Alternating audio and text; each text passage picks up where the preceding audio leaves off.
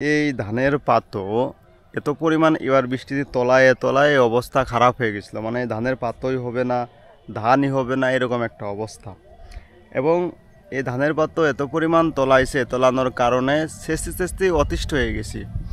অনেকেই বলতেছিল এই ধানের পাতো শেষে লাভ নেই, ধানের পাতোয় ধান হবেন না, মানে এ শোন হয়ে যাবে না, মানে বিভিন্ন কায়দায় বিভিন্ন লোক বিভিন্ন রকম কথা বলতেছিল।